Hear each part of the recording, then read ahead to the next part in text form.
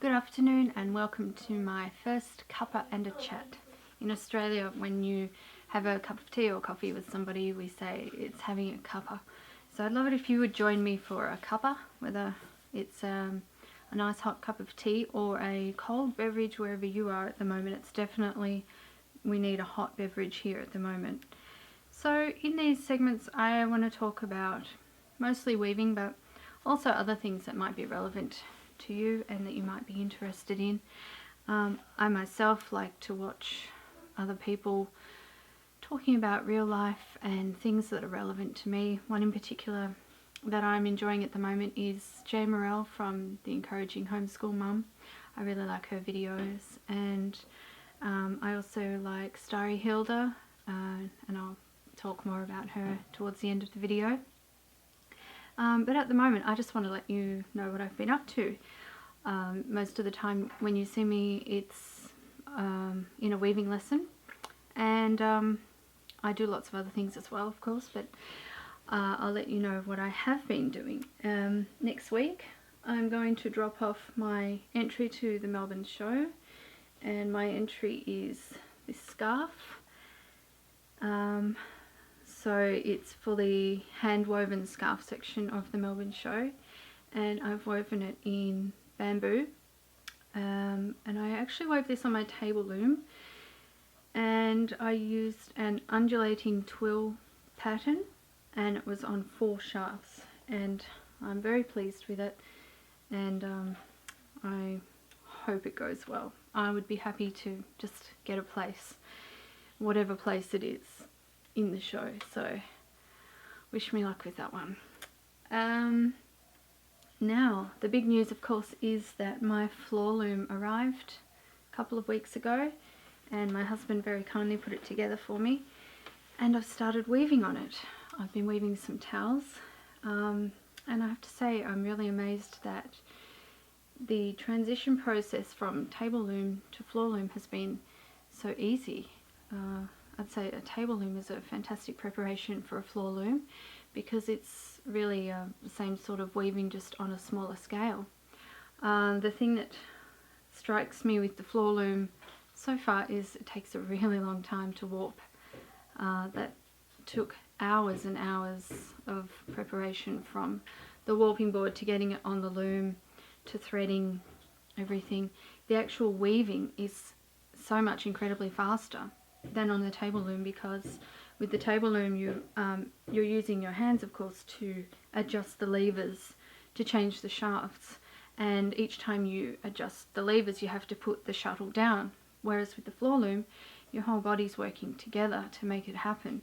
So you don't have to put the shuttle down, your feet are changing the shafts while you're holding the shuttle and throwing the shuttle, and it's really beautiful. I really love weaving on this loom, and I hope to, once I get to know the loom a bit better, I hope to do like a bit of a review for it. It's David 2 by Louette, and I love it so far, but I'd like to go through it more thoroughly in another video.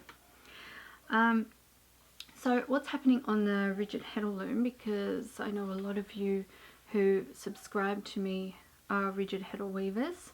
So I have been going through a lot of brand new inspired work, which is like the overshot, where I've been making little pictures of, I've done hearts, patterns, trees, and next up I might do cats. I'll see how, I have to see how they look on the loom first, and I might do a couple more of those types of lessons and then move on to something else. A lot of people have been asking me for a long time to do some double heddle work, so I will endeavour to get to that. I'm a little bit distracted by this loom at the moment, and I've still got my table loom as well, so it's a little bit crowded here in my little tiny studio, but I'm selling the table loom. I won't have time, and I really need the space, so the floor loom and the rigid heddle loom are plenty enough for me. But then of course I went and bought this the other week. You know what this is, an Inca loom. I really haven't had time to use it properly. I put this tiny thin warp on it just to have a go, and that's as far as I've got. It's just a really tiny tryout thing, so I'm looking forward to having a bit more time with that, because I love the look of inkle bands.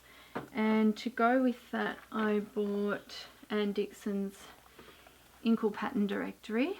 I've got Anne Dixon's Hand Weaver's Pattern Directory, which is a really marvellous book for shaft weaving. And so I had to have Anne Dixon's Inkle Weaving book as well. While I'm talking about books, I might as well mention that the next book that I would love to get is Echo and Iris. I think it's by Marian Stabinsky or something. Sorry if I've got that wrong. But it's a really expensive book. Marian self-publishes that one, and I think you have to buy it from the Netherlands or something like that. It's about, it would cost me about $90 to get it here to Australia. So I'm sort of holding out on that one, but if you have seen any Echo and Iris weaving on any of the multi-shaft weaving groups, it looks pretty amazing. It's very impressive, so I think it would be a book well worth having. A lot of people who have the book say it's well worth having, so that's next on my wish list. Another thing that's been happening here that's completely unrelated to weaving is that we have 2 new pets to add to our animal menagerie that we are slowly accumulating here. So one of my daughters turns 11 in a couple of weeks, and she's wanted a rat for a very long time, and yesterday my husband took her out and they came home with 2 rats. They're very cute, very cute indeed. And so now we have a cat, a dog, a rabbit, 2 rats, and about 8 chooks. That's probably enough for now, I'd say. Now I wanted to come back to Starry Hilda, and I'm going to give you the link to her YouTube page. She's a very enthusiastic, faith-filled woman who has a lot of videos on homesteading, and she was unfortunately involved in a mountain biking accident. It was very serious and has left her somewhat incapacitated, and she'll have a long recovery period. So the reason I'm mentioning her is that she and her husband are asking for prayers, and also donations of any kind would help. There is a GoFundMe page for her. She also has a donations button on her YouTube channel, and if you are unable to donate to her, another way that you could help out financially is to watch some of her videos, and then she gets a bit of revenue that way. But she's going to have very extensive medical costs, I would say, and she and her husband work their homestead, and that's how they make their income. So it's going to be a difficult time for her, so I just thought I'd mention that in case you can help out in any way, but please do pray for her. I think that's all I want to mention for today. I'll see how many people are interested in this video, and if it's of interest to you, then I can keep going with this idea. But that's all for now, and look, I've, as usual, let my tea go cold, so enjoy, drink up.